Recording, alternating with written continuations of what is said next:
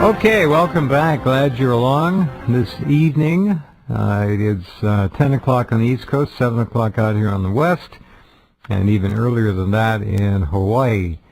Now, we're going to talk to Michael Tsarion. He is in Ireland, and he has done research the likes of which I've never seen in my lifetime, and it is always a pleasure to talk to him.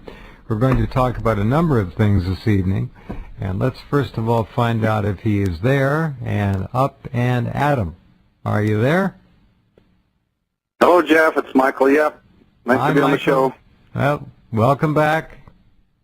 Don't know how many years it's been since you've been coming and going, but you keep piling on the research, and it's amazing what you've come up with. There's no one else in your league.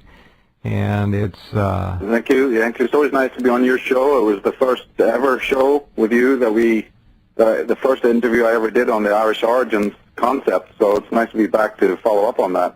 Oh, great. Well, I'll remember that always. And at first I said, wait a minute, what's he talking about? But within 5 minutes, anybody with an honest, open mind would have to agree that you have some amazing data. And how many years have you been after this now? The Irish origins studies were taking me right back to 1982. Wow. Well, I've been on the air 17 years, 1994, so you predate that by 12 years. And that you must have been a mere lad when you started out on this. Yeah. I had access to a few books. It really didn't pick up until 82 is because then I came to the States for the first time. I was able to get rare out-of-print books from groups like Kessinger and Health Research and so many other places that were not available in Europe, or at least you'd have to be an antiquarian in Europe. You would have had to buy them as first editions or hardbacks, which cost many hundreds, sometimes thousands of dollars, whereas in America these things were a lot more available.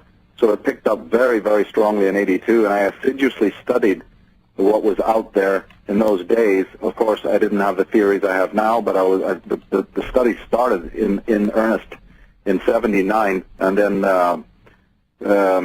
picked up greatly in 82, and then just continued from there. I just couldn't put it down. You see, people think it's amazing, but it's not really if you just don't let it go. I just keep studying and keep it. It's an interest, so you just keep on going with it and don't leave it down, and eventually you're able to. You're really up to speed on a lot of the theories. And then since that period, we've had also fantastic other writers and researchers like Ralph Ellis and Mustafa Gadala and Ahmed Osman and a lot of other people who've then continued to carry on the work that was maybe done in the 19th century, which completely got forgotten because it was so powerful. The establishment didn't want to know about the L.A. Waddells or the Commons Beaumonts and the Macadaris, all these people that I dedicate my work to. But fortunately, then in the late 80s and 90s, other scholars came along to re-explore the whole question of Egypt and the whole question of the movement of the races and how did that pyramid get there? How did this civilization, how did it actually get started, and who was the people who started it? And then we have all of the other lie mechanisms, of course, which you have to negotiate and plow through. There's a whole cult since the 1970s funded by the United Nations of the Afrocentrists who try to convince the world, and have done a pretty good job doing that, of that, it was the Africans who created the Nile civilizations. And there's no real hard evidence for that, but yet that was picked up by the media and by the Smithsonian and the National Geographic and all of these other orgs, which are highly suspect, and they push this for all their worth, and it's not sustainable. But at the same time, you're stuck with having to then rebut it, and these latest discoveries do rebut it. Even the discoveries of Sigmund Freud at the turn of the century rebutted it. But they don't care. The establishment doesn't care what facts are. They're going to hit you with whatever media spin that turns the whole of reality upside down. And my job then started in the 90s, start focusing on this level of disinformation, and through deconstructing the disinformation, that's when I finally came up with the theories that I've published now in '07. But that was not through so much of a constructive process. It was more through a deconstructive process of plowing through the welter of lies that have been disseminated about Egypt, about Ireland, about the age of catastrophe, and about so many other things in this life. What we commonly know and understand about Giza and Egypt and Egyptian civilization is, I hate to use the term, but it's essentially a lie. What other word would you use? It's a lie, and there are people promulgating this lie who know damn well that it's not true. But they've got money, they've got ego invested. It's a big tourism industry, and we don't want to slight the black races of Africa, but unfortunately, the DNA is not to be argued with. And in a few minutes, under Michael's name at Rense.com, I'm going to be putting up a picture of King Tut. And Michael knows this picture extremely well. Many of you have seen it, I'm sure, but I'm going to put it up again just to give you an idea. They have reconstructed from the mummy and the DNA what this man, in all likelihood, looked like. He was a young man when he died. He doesn't, let me just put it this way, he's not of African heritage.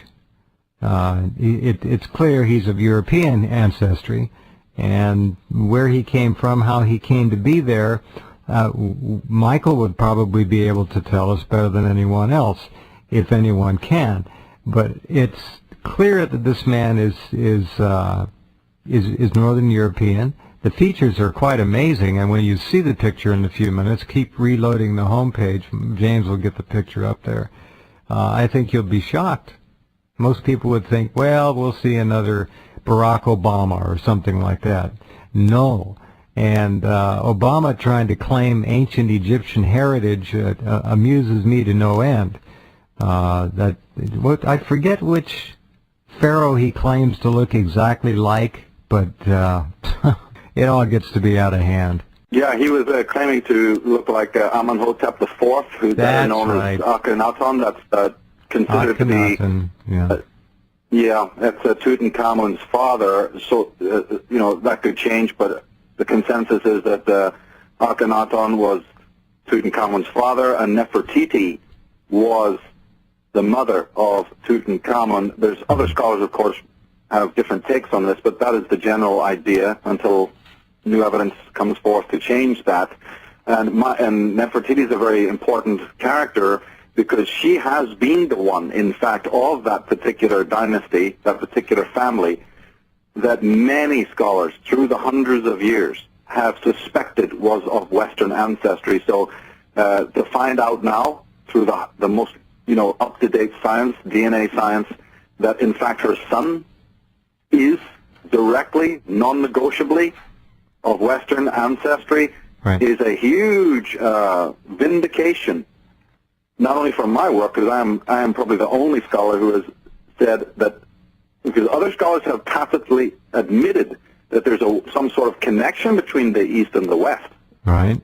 But not a single other scholar that I know of, apart from the Commons Beaumont of the turn of the 1960s, and Conor McDowell and Anna Wilkes, the people that my books are dedicated to, other than them, and perhaps the American Ignatius Donnelly, have ever suggested that the actual kings of Sumeria, Babylon, and Syria, Assyria, and Egypt, and so on and so forth, including many of the characters mentioned in the Bible, by the way, actually came from the West. This has been stated, but all of those scholars are completely suppressed. My work is to carry on their legacy.